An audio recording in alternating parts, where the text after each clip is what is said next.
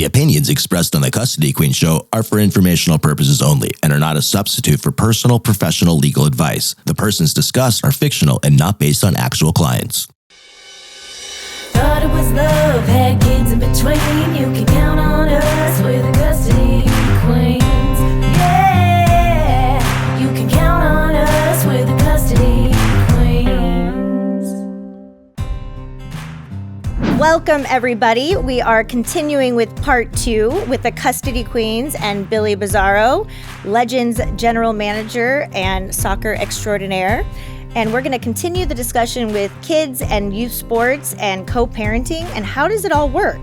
And we're going to talk to Billy about when you have two parents going through a separation or a divorce, how is it best to communicate, for you to be heard and to communicate with the coach about concerns that you may have with your child or children.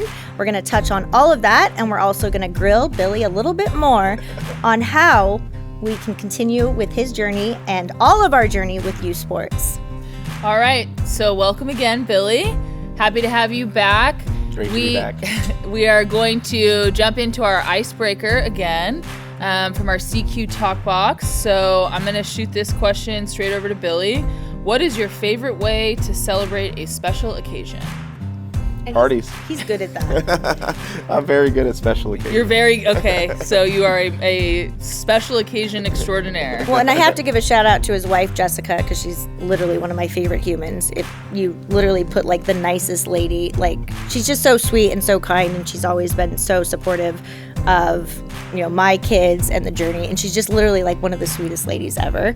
And I give Billy, got to give her props. And she has to put up with me. So. Put up with you and just this crazy soccer life, That she didn't know what she was getting I don't into. think, my husband had no clue. He still has no clue. He thinks that I am extra 10.0, and I can be extra, so I acknowledge that.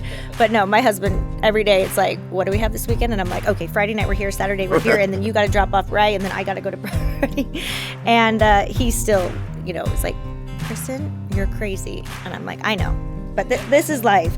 But I'll never forget the day. I think we had practice on a Valentine's Day, and Ryan and his stepdaughter Mia were on the same team, and Jessica shows up, and it was it's February, it's cold, and she's all cute in this little date night dress, and she shows up to pick up Mia, and I was like, oh, you actually celebrated Valentine's Day? Here I am in my sweats and my parka, and they're like, yeah, you don't? I'm like, oh, it's been 18 years. We barely celebrate our anniversary, so we're working on that. Yeah. Valentine's Day is weird, though. Especially when it's on a Tuesday. It's super close to my birthday, too, so I'm just... I don't know. I know. It's not but, really for me. But I will say I thought it was cute. She showed up in that's adorable. Maybe I'm just saying that because nobody's showing up with a giant bouquet of roses for me on Valentine's Day, so I've been hardened. Yeah, I think Jeremy does flowers, but I always say, why do you spend money on flowers? Let's go somewhere. Let's go to Disneyland on a cruise. Yeah. I'm just kidding. Okay, cool. Billy, second question for you. What is something you're looking forward to in the future? Just putting everything, our vision in helping Legends FC. They're already far along the process. It was a great club before I got here. Just expanding on that and driving the vision every single day and making sure that we're providing our members with the best service possible and giving every kid the possibility to reach their dreams. It's my goal every single day. So if someone's looking to get in touch with you or interested in joining Legends, what do they do? Yeah, they can go on legendsfc.net, and I'm on there. There's tryout links, there's programs, there's Little Legends, so you can basically from 3 years old and up. 3 years old? Yes. So Huddy's been there since he was 3. In Little Legends? Yes, and I'm not gonna... you guys. Oh, he's 3-year-olds? Okay. Yeah, it's the cutest thing in the world. You got to see it. He was still in diapers. I'm not even joking. He was still in diapers. I would text Mimi, who was running Little Legends, and I would be like, hey, my son's still in diapers, but he's 3. I'm working on that part, and I have since remedied that situation. And I'll tell you, the first couple was him crying in the back of the net or, being a typical 3-year-old. And this morning it happens to be the last day of this session. And he tells me, Mommy, you got my Little Legend stuff packed? And I said, yeah. I said, my babysitter's going to take him. KK taking me? Yeah. You have my cleats? Got it, bud. You have my Legend shirt? Yeah. And every day he wants to wear he's got like 5 of them now. But he says, Mommy, I'm going to score for you today. And, my heart just like sinks. And everybody knows Hudson because he is... How many kids are you throwing on that little field? How many 3-year-olds? There's probably 100 of them, but they're all divided into groups. It's the greatest thing. I'll go out like after a long day in the office. Oh, you gotta watch. I'll go out after a long day in the office and just to clear my head, and I go to that session just to watch them and smile because they're just enjoying it. They end with a dance party, and then they do freeze, go, freeze, and just this is our 3rd session, so probably about a year we've been doing it. And I'm not gonna lie, the first couple I was like, this is hokey. Like, this isn't even I'm telling myself this, but I'm like, okay, I gotta do this for Hudson. But I'm telling you, little by little, week by week, Hudson is like actually starting to play soccer. And it's so cute. I say, Huddy, what'd you learn today? And he'll do his toe touches on the ball. And now him and Brody play, my living room is a soccer field. But every night they shoot on each other, and I'll see him like do a pullback or something, and I'm like, oh my gosh, it is working. So it really is. And they have all these college players that come in and help run the sessions, and it really is. It's the cutest thing, and it's so genuine. And just to see the look on these little kids' faces, and for Valentine's Day, Huddy wanted to bring everybody, all his teammates, gifts, and for his birthday, he wanted to bring everybody cupcakes. And so it's very, very cute. And I think they do a great job with it. He asked me why he only has it 1 day a week. And I said, okay, I'll talk to Billy. we need 2 or 3 days. But he literally gets ready on Saturday. We were gone all weekend. Both my kids had a tournament. And, getting up at 6 a.m., carting Huddy everywhere. He says, Mommy, this is my tournament. And, in his little baby voice. And I said, no, honey, this isn't yours. But when is my tournament? And I'm like, oh my gosh, it really is cute. And they do a great job. I'm pretty sure it is great birth control for all of the college students out there. I'll never forget the look on their face when I said, oh, Huddy's going to do 2 because we're going to be gone next week. And all of them were like, we get Hudson again? And I said, you have to remember, I had a 3rd child because I wanted another Riley. Because she's just literally, she's such an amazing little girl. And she's so easy. And then I got Bam Bam. So we get what we're supposed to get, parents, and just, I always tell everyone, this too shall pass. The good phases, the little humans, the bad phases, the tiring phases, nothing lasts forever. So even when it's hard and you're in the grind and you're having trouble co-parenting or visitation is changing up, just remember this too shall pass. And when you really try to embrace that, you'll realize nothing lasts forever. So what advice, Kristen, do you have for a new mom or parent trying to get their child into soccer or sports? Stay off so many of the toxic social media, parent life, and pages that just are created to rile up parents and talk negatively about other children. That is the biggest issue I have with social media. If parents have a problem with a parent, that's one thing. But when I see grown parents talking about other children, that's where I have an issue. And it's so easy to go down a rabbit hole when you're a parent. But it really is. You just have to trust the process, and it's so much easier said than done, especially someone that's been through the process, both personally and with my kids. But like Billy said, keeping the joy alive in what they do. The second that it becomes a job or they're being forced to do it, it is no longer serving the purpose. And it's like when you have your first kid and you don't want anyone to touch it. They have to sanitize their hands and almost have bubble wrap to even hold your kid. And then by the time you get to your third, it's like, oh, hey, here, take him. I'll be back in a day. I need some sleep. You really have to just let them be kids and don't feed on the negativity with your kids. Yeah, it's an interesting thing because when I was playing soccer, there wasn't like social media like that, right? People weren't like tracking people. Now, like all the players have their own little Instagrams managed by their parents, which is great. But then you have parents literally like going in and disparaging other people's kids. It's like you can't even... Yeah, it's social media in a lot of aspects of life is toxic on some levels, and I think it's just a new parent doing any sport with their kids. Remember your role as a mentor and as a parent, and don't let yourself sink to a lower level because you might not be happy with a coach or another parent. Rise above, and remember why you're doing this. You're doing this for the love of the game for your kids. And I swear my parents put me in soccer 5 days a week to keep me out of trouble. And, I think my parents put me in soccer because they said I had too much energy.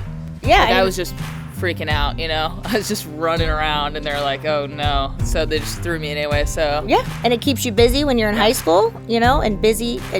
Not having too much time on your hands for a high school student is not good. So, but Billy, what would be your advice for those new parents? I know we touched on it briefly last week, but if you could tell them 3 things, what would it be? 3 things for a new parent. Enjoy it, right? It goes by really, really fast. I would agree with the social media. Be very careful. And stay drama-free of it, right? And understand that the coach, the other parents, the kids, there's enough pressure from the game itself, from the peers, so don't put too much pressure on your kids. Let them enjoy and let them be responsible for their development. I always tell the kids, you're responsible for your development. I'm just a coach to give you the resources and maybe tools, but it's up to you to develop and be responsible for that. So, just really, really the biggest, huge thing is to enjoy it. Yeah, I remember there was a game where Riley hadn't played well, and man, did I tell her after the game on the way home from Del Mar. And I remember shortly thereafter listening to a podcast about, mental health for kids, and it wasn't even specifically about soccer, it was just about sports, and saying that they're, so hard on themselves already. And that was all I needed, was like that kind of gut check, thinking, she knows or he knows, and they put so much pressure on themselves that they don't need to hear it from us. It's kind of like when we tell our clients, these are temporary orders. No matter what, we can modify these in the future if they no longer serve the best interest of your kids. And that's basically what each phase of these journeys are. Yeah, it's probably too just kind of realizing how your child reacts to like improvement and development. Like, I'm not someone, if you yell at me, I'm just gonna shut down. It's not gonna go well for you. If you tell me I had the worst game in my whole life and that I'm a terrible soccer player, then I'm just gonna think that or like shut down. But if you're encouraging me when I'm doing good, like that's gonna be how I benefit or move forward with myself. So I mean, I feel like you know your children, you know how best to help them and help them develop, but just ultimately, your parent. I remember being a child on the soccer field, and your parents are always a little overbearing or whatever, very interesting or interested in the process, and I just feel like it is that time where you kind of get a break from your parents in a good way. Like, you get to go kind of be off on your own and do your thing. And I remember having friends who had parents that were really, really intense, and they were really not benefiting by that, getting yelled at when a coach is yelling at them in a different way. Like, it was just always very confusing and stressful. And I was very grateful that my parents really didn't do that to me, because it made me still love soccer. I was like, I don't want to come here to get yelled at. So, that wouldn't have been effective for me, at least. Yeah, it's your work. The hard part with parents, and if you're not really connected with the training session and what you're working on, you're trying to get the objective in the game out of it, and then they're giving a mixed message in the car to their kid, like, why did you try this? Why did you do this? Why didn't you do this? Why didn't you do this? But the kid was actually trying to do what the coach asked and reach that objective. Right. Now it's counterproductive, and you're going backwards in their development in the soccer field. So it's just, you got to be very careful what you say to your kids. Yeah, and I'll say this too. This kind of translates to what Kristen and I do for a living, but it's like, look, not every coach is going to be for every kid. Not every attorney is going to be for every client. But if you're not having your children trust their coach or having your client trust their attorney, at some point you're interfering with their ability to manage the situation for you. Like, if a client is, I'm zealously advocating for you, I'm giving you options, I want you to meaningfully make decisions regarding your case, but I can't have you get in my way too, because you're going to get in your own way, and then I can't protect you as much. So I agree. And Brody, my middle child, he's just like you described, Sam. Like, if I put, he's very, very sensitive, and he doesn't appear to be like that, but he is very sensitive. He does not respond well to even just like loud voices, and he's gonna have to get used to that for his journey. My daughter is completely opposite. Like, she will, she doesn't shut down. They are completely different personality types, and it's really important for you as a parent to understand that not all kids respond the same way. They don't thrive with the same support. It may be different, and that is okay. But that's your role as a parent to figure out what works best. I have to do this with my employees all the time. I have most of my high-level employees take a personality test, so I know what is the best way for me to communicate with them.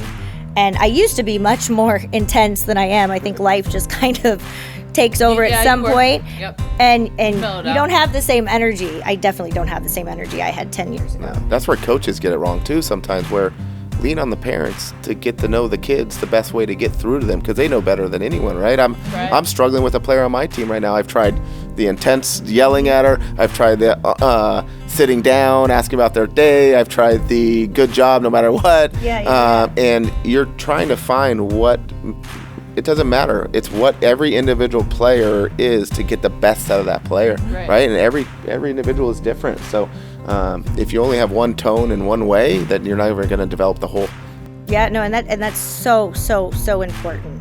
And as parents, I encourage you, reach out to the teachers, reach out to the coaches. Don't make assumptions. If you know, all of a sudden your child is in a rut, it happens. It happens to all of us. You know, sometimes I'll look at my little humans and I say to myself, Kristen, do you wake up every single day being the best version of yourself? No, you don't. You're tired, you're cranky, you didn't eat, for 8 hours.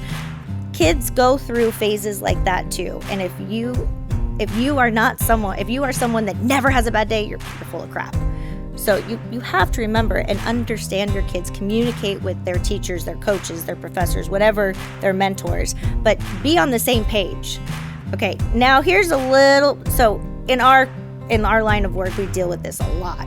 So you have someone on your team that their parents are either divorced and they've been divorced for a while and they're great co-parenters, or they just filed last week and maybe there was infidelity, or maybe there was something that caused the divorce and they can't even be standing next to each other. When you have that situation going on, how do you handle that? Yeah, it's tough. You just be very sensitive to the kid and look for any actions and maybe in that player to make sure they're okay, and just be a support system for that kid, because you never know what kids are going through at home, and respect their privacy. Reach out if you can help in any way, but without trying to get it too much and meddle too much in their business. So it's a very difficult situation. My kids went through this, obviously, and but luckily that we've always had an amicable relationship. People always tell me, like, man, how do you guys all get along so much? We're like one big, huge family, and Jessica's a huge part of that because she's so kind and sweet, and so it's a difficult situation, but you really got to look for the signs of the kids and make sure they're okay, and understand that they might not be having a good day at training because they're going through this situation. Yeah, and I am a firm believer that as parents, bringing your drama and your personal conflict and talking about what's going on, behind closed doors at home with other parents or, in front of the children, they hear this. They hear what you're saying. Other parents talk about it in their house in front of their kids and they get a different version, but do not talk about what's going on in your divorce or your family or your trial. I mean, it sounds so simple. It's like, don't talk about the case in front of your kids, but I can't tell you how many times I've been hit up at inappropriate situations in the middle of a soccer game about, somebody's divorce or restraining order. And I always say, hey, here's my cell. Let's talk on Monday. But you do not need to bring your personal drama to sports. Correct. Yeah, no, and I think too, just extracurricular activities in general, soccer, football, baseball, whatever it is, if you're going through a divorce or you don't have a good relationship with your ex or your co-parenter, this is that one safe space area. And you want to keep it that way, right? Because it's like, as a child, and anyone who's really gone through a divorce or has had any of these issues, like I'm a child of parents who got divorced, you don't realize the amount of pressure that is being put on you without knowing it. You're just kind of going through it as a child. You're not really necessarily understanding what's going on, but it's a very stressful thing. So even if you're not talking about a court case, you have a parent, and we're all human, but you have a parent go, oh, your dad's going to be there. That affects the child. Okay, now they're stressed out to see the other parent who's their parent that they're excited to see. You're putting them in a constant level or state of anxiety and stress.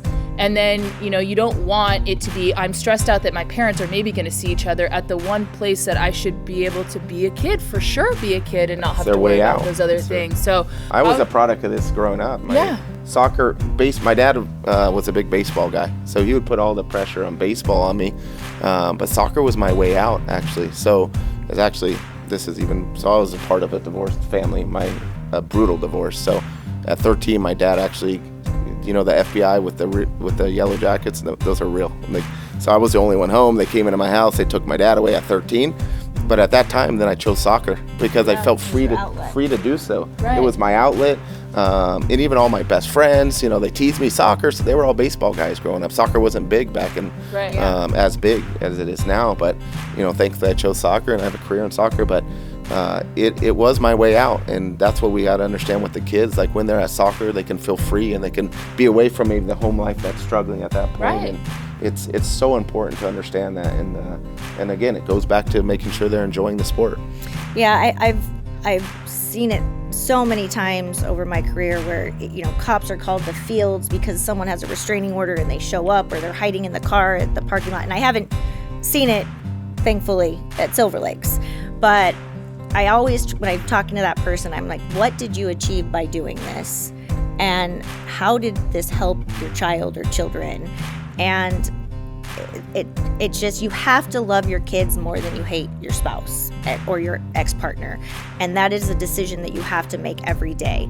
But I always encourage my clients that if there's a game, baseball game, cheerleading, whatever it is, you want the other partner to be there for your kids, because it's not about you or how you feel, or you're scared, or you don't want them there, or they annoy you.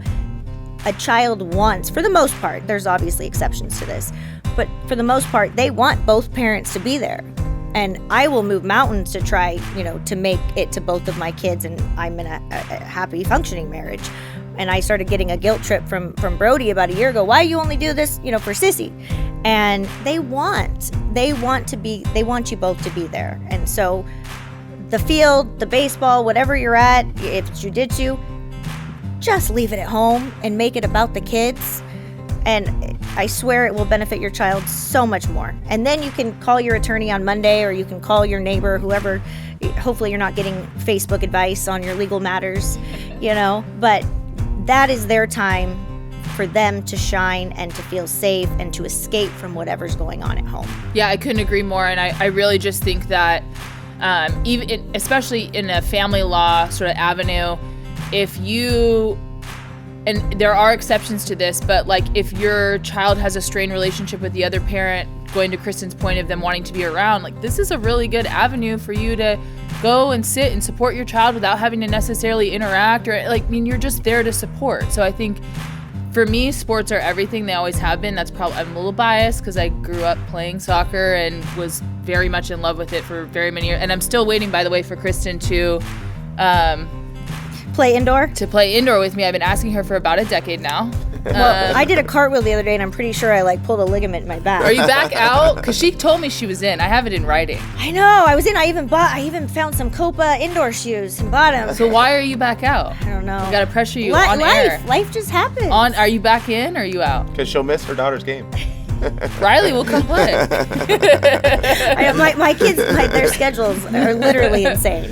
Yeah, that's but fair. no, I would love to. I don't think I'd be able to run more than 3 minutes at a time. But, I think that I could use that as an avenue. You let me know a day and a time. And I will be. I'm just afraid you're going to break another bone. I will, but Affleck's losing money on me still. All right, so we are almost wrapping up again, and we had such a great 2 sessions with Billy, and I know we talked about how you can read Legends. I just wanted to let everyone know listening, it's not just in the Norco Corona area. There are franchises of Legends all over. I think what other states are we in? Arizona. That's the only other state right now. Yeah, and I know, talking to Josh, there's plans to expand that. Correct. But we are in Orange County, we are in Santa Clarita, we are San Gabriel Valley, LA. Yes, so it's all over the map. And I will say, the one Northern California as well. Yes, I heard about that. That's very cool. But one of the things that I will say about Legends, and I've only been there, and soccer is so different than when I played. There was maybe 10 big clubs back then, and it was Premier, Gold, Silver, and Bronze, and now there's I don't know, 10 different leagues and clubs. But there is a team for every level for your child, whether it's, if you're playing at the competitive level, there's, flight. And I don't even like saying the lower flights because people put a stigma to it, and somehow it makes their kid not as valuable. But there are different teams and levels for pretty much every level of a player. And that is one thing that I will say that Legends does a really, really good job. So, and, the coaching is great. I've known Billy for several years now. It's crazy to think my daughter was like 5.5 or 6, and she's turning 10 next month. But it's a good journey. Find whatever makes your child tick, whether it's art class, whether it's acting, whether it's jujitsu, whatever it is. Find what makes your child tick and encourage these activities. If you and your spouse can't agree on a sport, sometimes the judge will say, okay, Mom, you get to pick in the spring, and Dad, you get to pick in the fall. But don't waste your money on hiring an attorney because you don't want your son to play Little League because that's what your ex-husband wants him to do. Try to work around it. Try to co-parent. Try to find a solution without having to run into court for every issue. If you do have to go to court, we are always here. Sam and I try to settle so much of this stuff outside of court because, frankly, it's not worth spending $5,000 to figure out what spring session, what sport your kid's going to play in that session. Try to be the bigger person and find out what makes your kid tick and be part of the journey. Do not be part of the problem. Well, it's been so fun having you here again, Billy. We'll have to get you on another show soon. Thank you. Really enjoyed it. All right, so everyone, thank you so much for listening. Please listen to Kristen and I every Saturday at 8:30 a.m. on Go Country. And remember, Let love rule.